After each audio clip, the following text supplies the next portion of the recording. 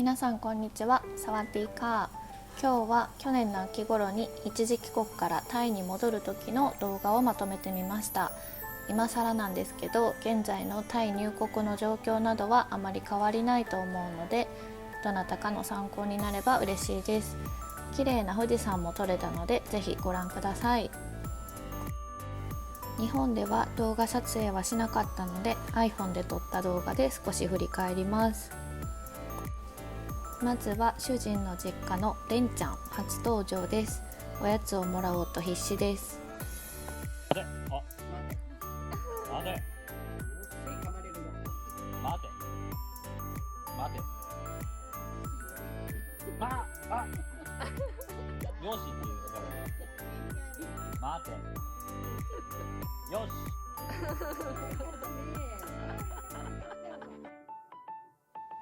レンタロウを含めみんなの元気な姿が見られて一安心でした。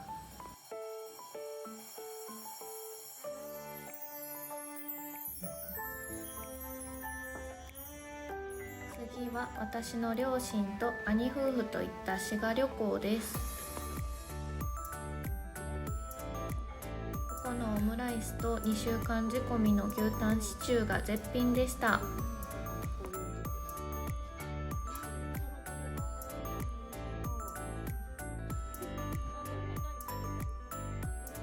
次は幼なじみの赤ちゃんと実家のワンちゃんに会いに行きました。元気なワンコたちとたくましいベイビーにめちゃくちゃ癒されました。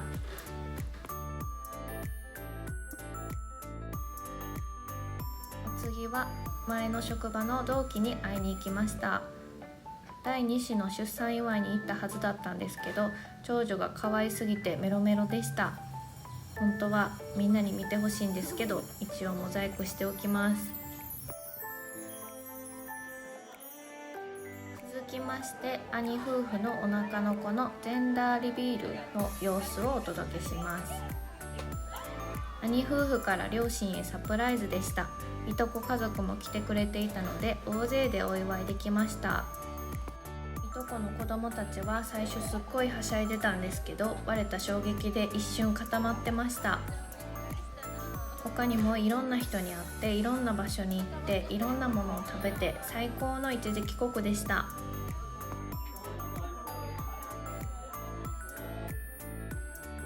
今回はワクチン接種のための一時帰国だったので、帰りも羽田空港からです。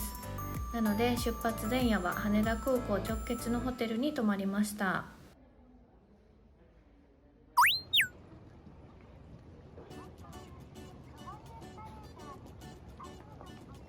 私たちは昼前ぐらいの便だったと思うんですけど、まだ空港の様子はこんな感じで、まだまだ稼働していない印象でした。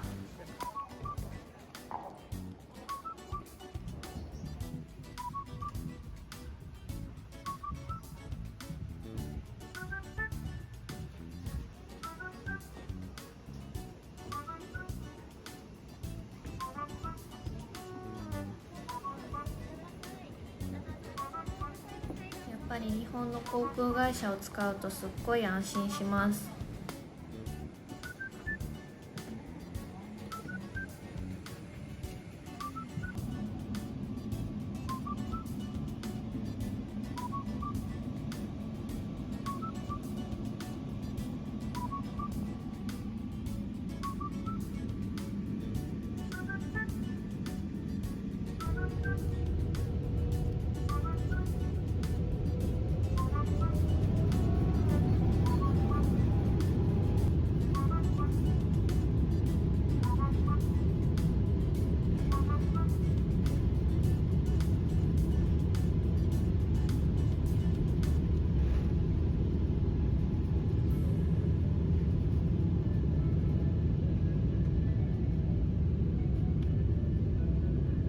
飛行機の離陸と着陸って何回乗ってもちょっと緊張します。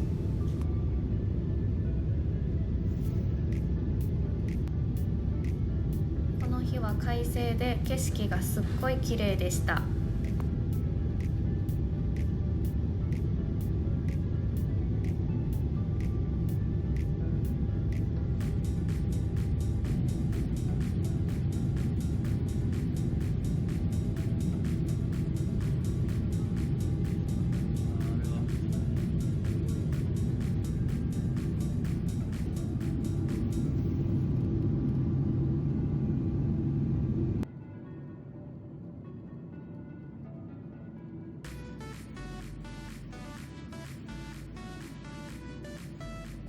綺麗に富士山が見えたのは初めてだったのでびっくりしました。機内食はもちろん日本食です。何か忘れちゃったんですけど、両方すごい美味しかったです。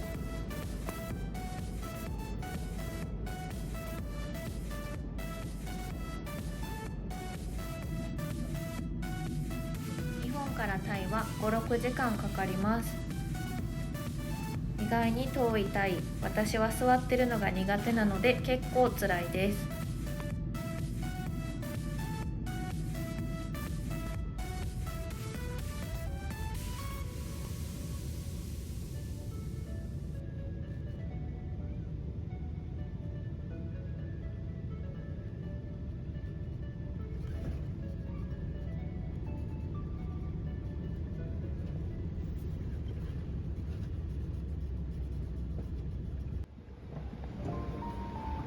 タイのスワンナプーム空港に着きました。こちらは去年の入国の時と変わらない光景です。ここに並んで書類を確認してもらいます。必要な書類はファイルに入れて持っておけば、あとはスタッフさんが何とかしてくれます。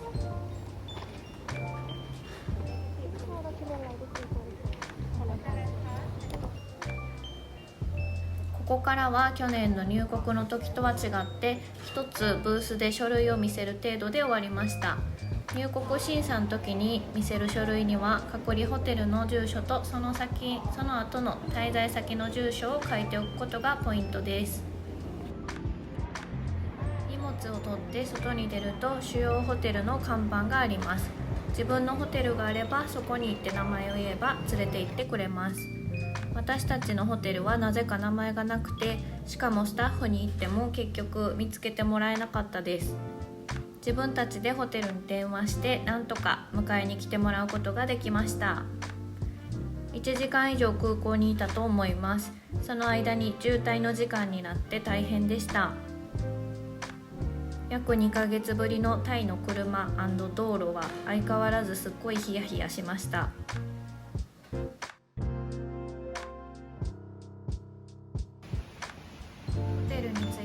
ロビーで明日の朝食を選びます。夜ご飯は着いたのが遅かったからか選べませんでした。一旦部屋に案内してもらって数分後にすぐ PCR 検査に呼ばれました。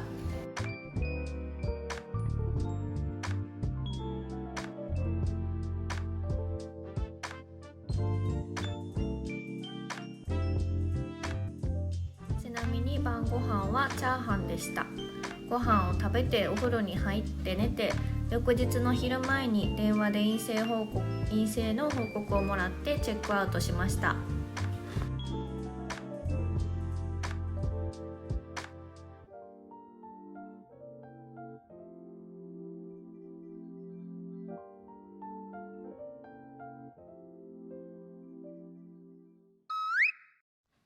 この日用品などは日本の薬局で免税で購入しました。ここから少し一時帰国中の免税での買い物の仕方をお伝えします。